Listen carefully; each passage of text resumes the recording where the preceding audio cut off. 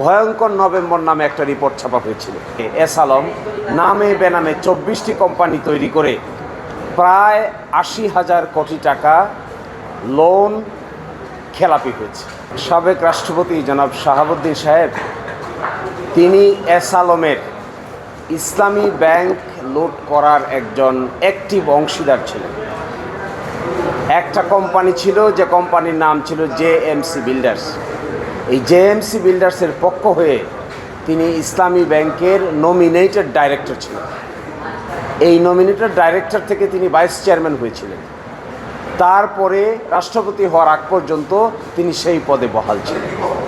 এই সময়ে ইসলামী ব্যাংক থেকে এস আলম নামে বেনামে 24টি কোম্পানি তৈরি করে প্রায় 80,000 কোটি টাকা লোন খেলাপি হয়েছে।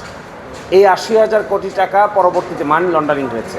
ইসলামী ব্যাংক আজকের এই দুর্দশার পিছনে কারণ সে 80,000 কোটি টাকা ব্যাংক থেকে সরিয়ে ফেলা 24টি কোম্পানির নামে। নিশ্চয়ই আপনাদের মনে আছে ভয়ঙ্কর নভেম্বর নামে একটা রিপোর্ট ছাপা হয়েছিল, যেখানে একদিনে প্রায় 3900 কোটি টাকা ব্যাংক থেকে সরানো হয়েছিল।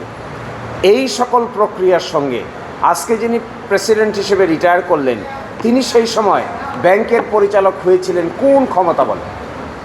তিনি কি ব্যক্তিগত কোনো শেয়ারের মালিক? উত্তর হলো না। তিনি কি নিজে কোনো ডাইরেক্টর? উত্তর না।